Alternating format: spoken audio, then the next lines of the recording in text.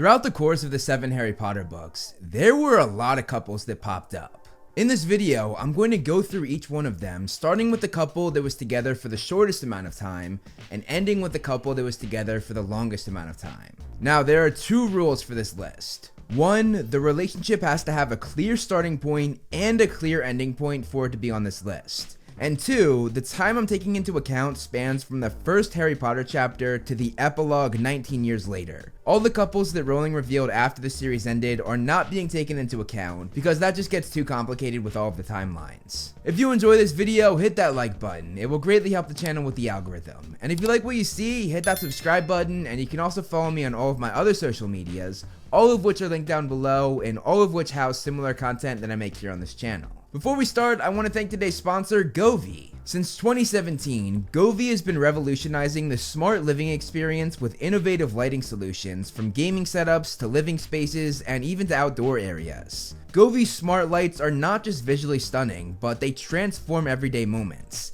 And now, with their new product, the Govee TV backlight, it revolutionizes how you watch content. They were nice enough to send me one of these products, and it is a game changer. With the camera that takes in what's on screen and the audio device on the back, it's able to make the lights on the back of the TV match both the visuals and the sound that's going on screen. It is absolutely incredible and makes watching movies and TV shows so much more enjoyable. Linked below, I have the product listed so that you can check it out for yourself and change the way you watch TV and movies. Now that I've said that, let's get into the video. Oh, to be young and to feel love's keen sting. Just to make sure I don't get comments saying that I missed some couples, I'm going to give you a list of couples during the span of the 7 Harry Potter books whose timeline I could not put together because there was not a clear starting and ending point. Okay, now that I've done that, let's get into the actual couples whose timeline I could put together. The couple that had the shortest amount of time together, only lasting 1 week, is Hermione Granger and Cormac McLaggen. They started dating when Hermione asked Cormac to Slughorn's Christmas party a week before it was taking place, which McLaggen was very pleased about. Little did he know, Hermione was just using him to make Ron jealous. Hermione went as far as to have a conversation with Parvati in front of Ron, confirming that she and Cormac were officially dating. When it came time for the party though, Cormac pursued Hermione very strongly, and Hermione did everything she could to avoid him, having a terrible time. Their relationship ended that night, as Hermione no longer showed any interest in Cormac and did not give him the time of day. The next couple only lasted 3 months, and that is Ron Weasley and Lavender Brown. Lavender developed a crush on Ron at the beginning of their 6th year, and she finally got her chance with him when Ron had gotten into a fight with Hermione before his Quidditch match. Ron and Lavender started their relationship in December of 1996 when they kissed in front of everyone in the Gryffindor common room following that match. And that was pretty much what their relationship consisted of. A lot of kissing, or as they call it, snogging. All she wants to do is snog me. My lips are getting chapped, look, and I'll take your word for it. Ron eventually realized that they hardly knew each other, and he greatly disliked the Christmas present Lavender got him, which was a necklace that said, "My sweetheart." And things only got worse from there. When Ron was poisoned and in the hospital wing, he would pretend to be asleep when Lavender came to visit him so he wouldn't have to talk to her. And despite wanting out of this relationship, Ron was too scared to end it. Around that time, Ron also made amends with Hermione, and they started spending more time together, which made Lavender suspicious. Then, 3 months into their relationship, in March of 1997, Lavender spotted Ron and Hermione leaving the boys' dormitory together, as she couldn't see Harry, the third person with them, who was under the invisibility cloak. Seeing this, Lavender ended their relationship, much to Ron's relief. This next couple also only lasted 3 months' time, and that is Cho Chang and Harry Potter.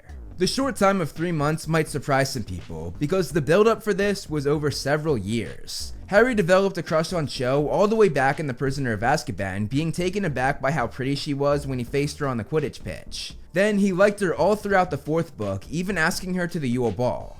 However, she had already said yes to Cedric Diggory. It wasn't until the 5th book, The Order of the Phoenix, when they finally got together. They got together in December of 1995 when they had their first kiss in the Room of Requirement. They spent a lot of time together with the DA lessons where Harry was Cho's teacher, and they went on a not so great date on Valentine's Day that ended with Cho storming off, which would be the beginning of the end for them. The two lasted until March of 1996 when they got into one final blow-up fight where all their issues came to light, which included Cho being jealous of Hermione, Harry saying that Cho's friend Marietta, who ratted out the DA, deserved the punishment she got, and it was a pretty nasty fight. A few years later, when Harry returned to Hogwarts during the Deathly Hallows, it was clear that Cho regretted how it ended, as she tried to get Harry alone, volunteering to take him to the Ravenclaw common room, but Ginny stepped in and shut that down pretty fast. The next couple on this list lasted 6 months' time, and that is Hermione Granger and Victor Crumb. Victor developed a crush on Hermione early on in the 4th book when his school Durmstrang stayed at Hogwarts for the Triwizard Tournament. Hermione actually got annoyed with the pro Quidditch player and Triwizard champion because giggling girls would follow him to the library where he was there to watch Hermione, and it would disturb the peace for Hermione in her sacred library. In December of 1994, the two started their relationship when Victor asked Hermione to the Yule Ball. According to Ginny, the two shared a kiss sometime that night, and the two continued to see each other following the ball. Hermione was chosen as the thing Victor would miss most for the second Triwizard Tournament task, and he had to save her. Following saving her, Victor told Hermione that he had never felt this way about a girl before, and he invited her to stay in Bulgaria with him that summer. Following the second task, they continued to see each other, and Crumb got a little jealous of Harry and Hermione's relationship, which albeit was heavily influenced by an article that Rita Skeeter wrote that had no truth to it. He actually approached Harry about it though, but Harry confirmed that they were just friends. Before Victor left Hogwarts, he pulled Hermione aside for a private word where the two most likely shared another kiss, but that was pretty much where the relationship ended in June of 1995. The thing that really put the nail in the coffin was Hermione deciding not to visit Victor in Bulgaria that summer. The two stayed in contact through mail, but that was more friendly than anything else. At Bill and Fleur's wedding, the two were reunited, and Crumb told Hermione that she looked wonderful. Ron quickly pulled her to the dance floor though, which disappointed Crumb, and when he asked if Ron and Hermione were together, he was told that they were on the verge of it.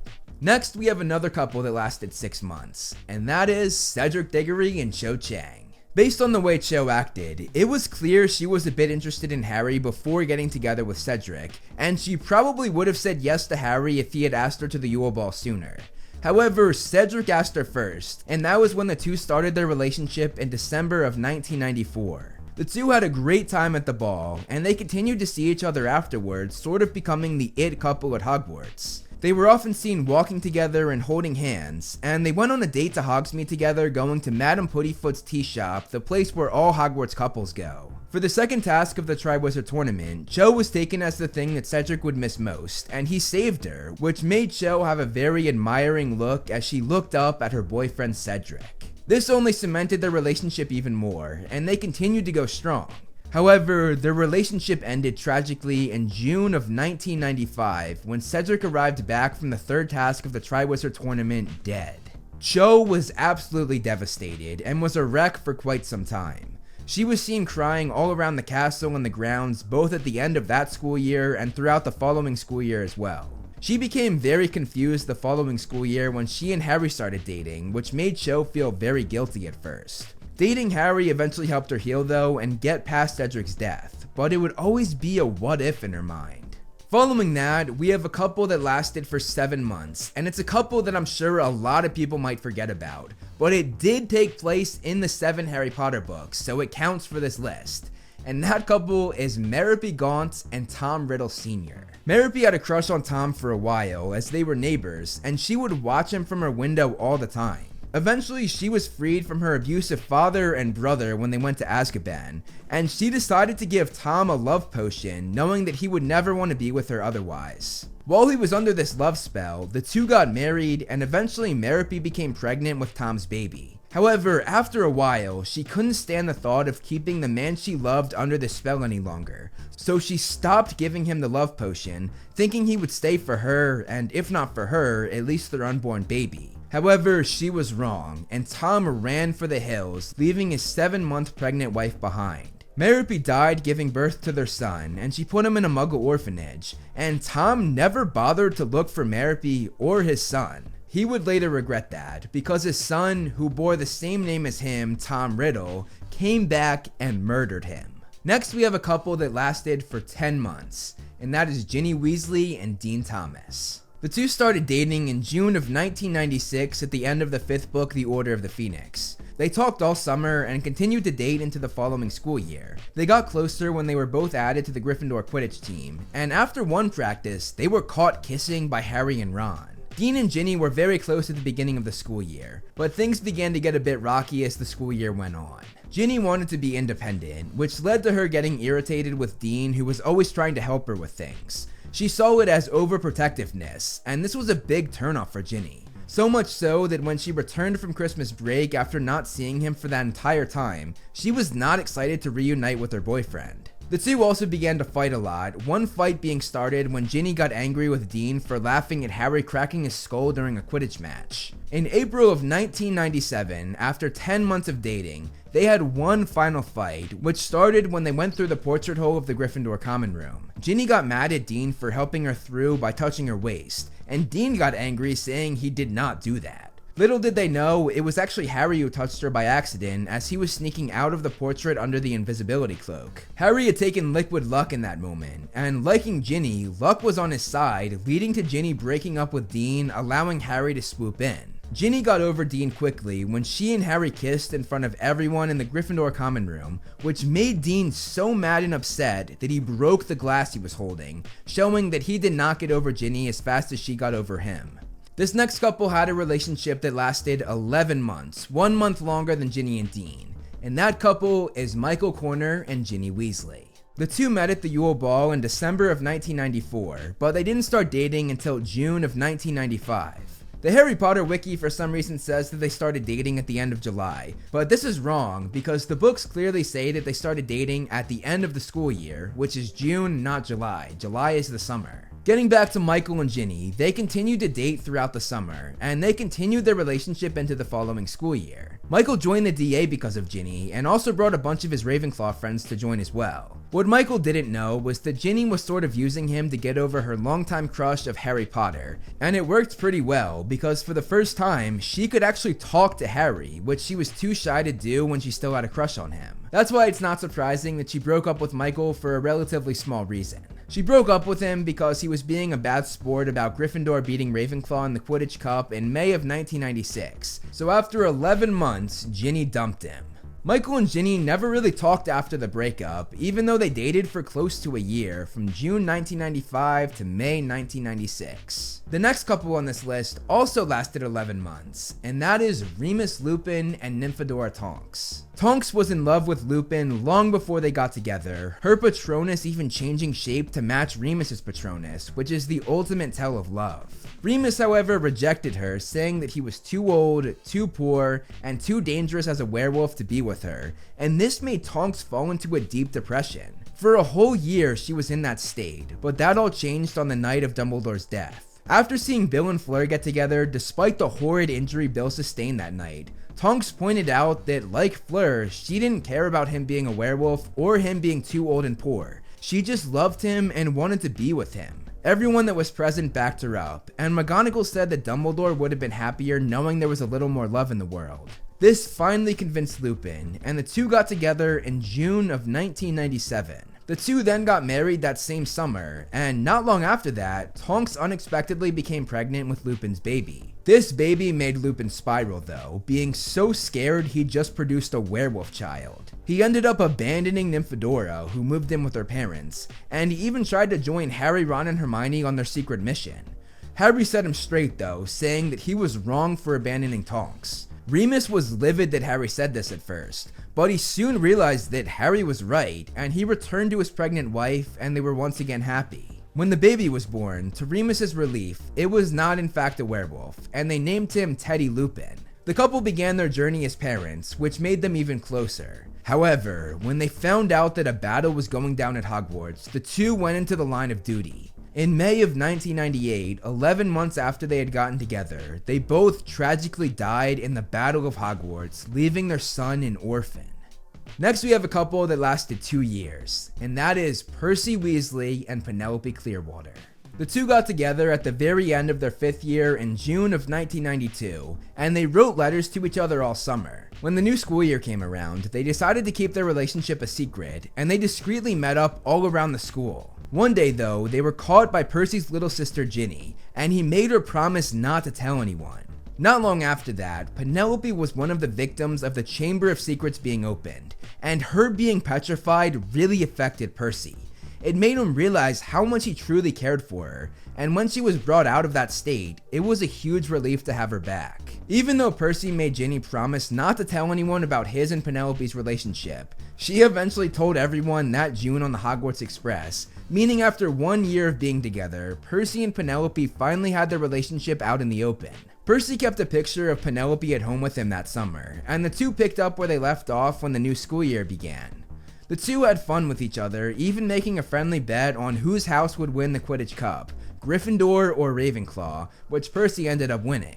When Percy and Penelope graduated from Hogwarts, the two decided that they should go their separate ways, which was mainly incited by Percy wanting to focus on his important ministry career, so they ended their relationship in June of 1994, 2 years after they had gotten together. This next couple was together for 4 years and 1 month, and that couple is James Potter and Lily Evans. The two had a very rocky start, as Lily despised James early on in their Hogwarts years. James always liked Lily though, and he tried to impress her over the years, but to no avail. She just found him arrogant. She also disliked his friend group, who were called the Marauders, which she thought only added to his arrogance. She did not like his bullying ways, especially of her friend Severus Snape. One day in their 5th year at Hogwarts, Lily approached James when he was tormenting Severus, and she stood up for her friend.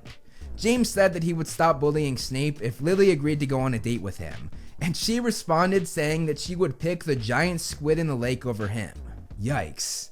What happened next though might have actually helped James's case. Snape got up and called Lily a mudblood in front of everyone, the worst thing you can call a Muggleborn. James offered to curse him in defense of Lily, but Lily shot him down and told him off too. With Snape out of the picture though, Lily started to warm up to James, and when James became head boy for Gryffindor in their 7th year, while she herself was his counterpart as head girl for Gryffindor, she realized how much James had matured. In September of 1977, the two started dating, and she even warmed up to James's friends, the Marauders, who she would spend a lot of time with. The two were very happy together, and they continued their relationship after graduating from Hogwarts. Shortly after leaving school, the two got married at just 18 years old, and the first thing they did as a married couple was join the Order of the Phoenix to fight Voldemort and his Death Eaters. While in the Order, the two had another big life event as they became parents, having their baby boy, Harry Potter. Unfortunately, they became aware of a prophecy about their son, and they were forced to go into hiding. They trusted their friend Peter Pettigrew, one of the Marauders, to be their secret keeper, meaning no one would be able to find them unless Peter himself told that specific person. Unfortunately for them, Peter betrayed them, and he told Voldemort himself where they were. Voldemort went to their house and killed James as he yelled up to Lily to take Harry and run while he held him off. And shortly after that, Lily died when she jumped in front of Voldemort's killing curse to protect her and James's son. This took place in October of 1981, 4 years and 1 month after the two had gotten together. For this next couple, we have a huge jump in time. For the events during the 7 books, they lasted for 19 years and 4 months, and that couple is Ron and Hermione. The two started off a little rough, both disliking the other. Ron actively made fun of Hermione, which she overheard and led to her crying in the bathroom. While in the bathroom, she was attacked by a troll, and Ron ended up knocking the troll out to save her. When she took the blame for all the rules broken that night, they went from disliking each other to being very good friends. The two were friends for many years, and they had their ups and downs, especially in their 3rd year where they stopped talking for months, all because Ron thought Hermione's cat ate his pet rat. They eventually made up though, and they continued their friendship. The first sign of the two liking each other came in their 4th year when Ron got incredibly jealous of Victor Crumb, who took Hermione to the Yule Ball. A few years later, it was clear that they both had feelings for the other. Hermione sort of unofficially asked Ron to Slughorn's Christmas party during their 6th year, but Ron then went along and kissed Lavender, which deeply hurt Hermione. Hermione had to stomach seeing Ron and Lavender parade their relationship all over school, and this made the two of them at odds. As mentioned earlier in the video, Hermione used Cormac to make Ron jealous, which worked well. The two made up when Ron was poisoned though, Hermione rushing to his bedside, and while she was there, Ron said her name in his sleep, which made Hermione very pleased. The two were friends again, but Ron was still with Lavender. Again, as mentioned earlier in the video, this relationship ended when she saw Ron and Hermione leaving the boys' dormitory together, paving the way for Ron and Hermione to grow closer. Ron was in awe of Hermione at Bill and Fleur's wedding the following summer, and he even pulled her away from Victor Krum so that they could dance together that night. Though they both clearly liked each other when they went on their mission with Harry, nothing really happened other than falling asleep while holding hands in Grimmauld Place. The two were tested when the Horcrux affected Ron, making him leave. He immediately regretted this, but he couldn't find Hermione and Harry. That is, until he realized that the Deluminator he got from Dumbledore echoed Hermione's voice whenever she said his name, and he was able to use that to get back to them. And I heard it. A voice. Your voice, Hermione. And what exactly did I say, may I ask? My name. When it came time for the Battle of Hogwarts, Ron said that they had to get the house elves out of the castle to make sure that they were safe. And this meant the world to Hermione, who had been fighting for house elf rights for the last few years. She was so overcome with gratitude that she ran to Ron and kissed him, meaning they got together in May of 1998. Following the battle, the two were an official couple, and they got married shortly after Hermione graduated from Hogwarts. Yeah, Ron never went back. He said to hell with school. Ron and Hermione eventually had 2 children together, a daughter named Rose and a son named Hugo. In September of 2017, 19 years and 4 months after they started dating, they saw their kids off at King's Cross in the epilogue of the final book. During the span of the 7 Harry Potter books, this next couple was together for 20 years and 4 months. And that couple was, of course, Harry Potter and Ginny Weasley. Ginny had a crush on Harry the moment he met her, but Harry didn't feel the same way. He just saw her as Ron's little sister. During her first year, Ginny tried to send Harry a Valentine's Day message sung to him by a dwarf dressed as Cupid, which mortified Harry, and Ginny ran away embarrassed when Draco Malfoy said that Harry didn't like her Valentine. Ginny's feelings for Harry grew stronger when he saved her in the Chamber of Secrets later that year, and she was pretty much unable to talk in front of Harry because of her crush. Ginny was eventually given advice from Hermione to try and date other boys to move on from Harry, and that's exactly what Ginny did. This granted her the ability to finally be able to talk in front of Harry, and over the years, now that Harry had seen Ginny's true personality, it made him start to like her back. However, she was with Dean Thomas when he realized this. As mentioned earlier in the video, it was Harry on Liquid Luck that ended up breaking Ginny and Dean up when he bumped Ginny while under the invisibility cloak, though Ginny and Dean's breakup was a long time coming. Harry and Ginny officially got together in May of 1997 when Harry kissed Ginny in front of everyone in the Gryffindor common room after they had won the Quidditch Cup. They became the it couple at Hogwarts after that, and they were very happy together.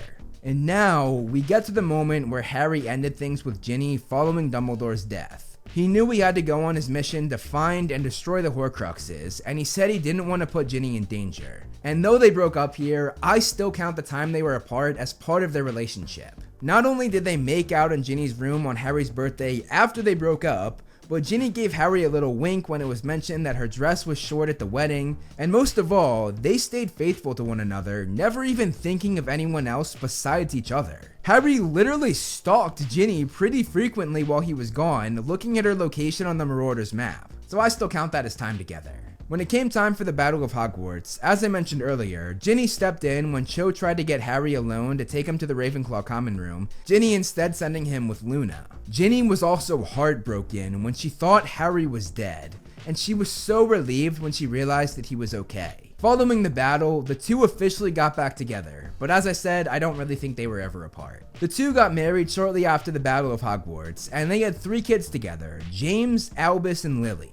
In September of 2017, 20 years and 4 months after they got together, they took their kids to King's Cross to send them off to Hogwarts. This next couple was together for 22 years and 3 months, and that couple was Bill Weasley and Fleur Delacour. The first time the two saw each other was at the end of the Goblet of Fire, as Fleur was taken by Bill when she saw him at Hogwarts when he was there to support Harry for the 3rd task of the Triwizard Tournament. And considering that Fleur is a quarter Vila, it's more than likely that Bill was taken by her as well. About a year later, Bill moved home from Egypt getting a desk job at Gringotts so that he could help with the Order of the Phoenix. He was bummed about this at first, but that didn't last long, as Fleur got a part-time job working at Gringotts as well, meaning they saw a lot of each other. The two immediately headed off, and they began dating in June of 1995. Bill started giving Fleur private lessons, and I think we all know what that really means.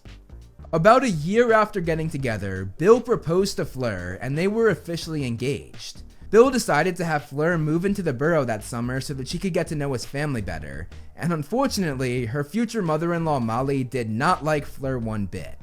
Nevertheless, Bill and Fleur didn't let that stop them from being happy together. About 2 years into their relationship, Bill went to fight in the Battle of the Astronomy Tower, and he was brutally mauled by the werewolf Fenrir Greyback, who messed him up so badly, Bill's face was unrecognizable. Fleur rushed to Hogwarts to be by his side, and this is where their true love really showed itself, especially to Molly Weasley. Molly said that before his injury, he was going to get married. And this made Fleur fire up, asking why she was saying was going to be married, asking if she thought he would not love her because of his scars. She said that she knew Bill would still love her, and she still loved him, and they were going to be married. She announced that she didn't care what he looked like, and said that his possible werewolf contamination wouldn't stop their true love. This made Molly hug Fleur, and she finally accepted her future daughter-in-law. Bill and Fleur got married that July, and though their wedding was interrupted by an attack, they did not let that stop their marriage to one another. The two moved into their own house in Shell Cottage, which is of course where they allowed the trio and company to stay for a while. Bill and Fleur both fought in the Battle of Hogwarts, and Fleur was there for Bill following the loss of his brother Fred. The couple eventually had 3 kids together, and they were still going strong during the epilogue of the final book. And finally, the last couple on this list. They lasted 54 years during the timeline of the 7 Harry Potter books, and that honor belongs to Arthur and Molly Weasley.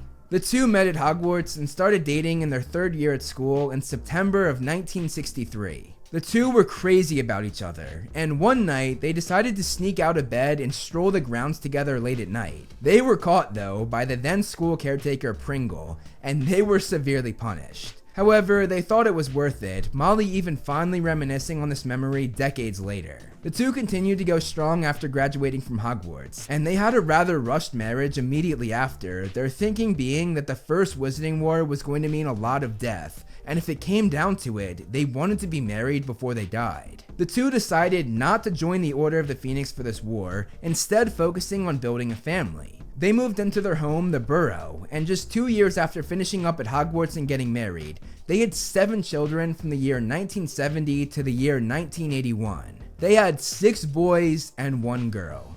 And though they had little money, they had a lot of love to make up for that, having a happy and united family of 9. They raised their 7 children together, all of whom would grow into fabulous adults, including Harry Potter, who they pretty much considered to be their 8th child. For the second Wizarding War, Arthur and Molly decided to join the Order of the Phoenix this time around, and this led to a lot of hardships, including Arthur getting attacked by Voldemort's Snake Nagini and narrowly avoiding death. They also tragically lost their son Fred during the Battle of Hogwarts, which deeply affected Mr. and Mrs. Weasley, but they leaned on each other to move past it as best they could, honoring their fallen son. Arthur and Molly then transitioned into their next part of life together, as they became grandparents to 12 grandkids. And that is every couple whose timeline I could put together, ranked from having the shortest relationship to the longest. Let me know in the comments below which couple is your favorite. For me personally, I'm a huge fan of Harry and Ginny. But let me know your thoughts. Comment below, start some conversations, reply to other people, and just have fun with it. That's all I have for you guys today though, so I will see you in the next video.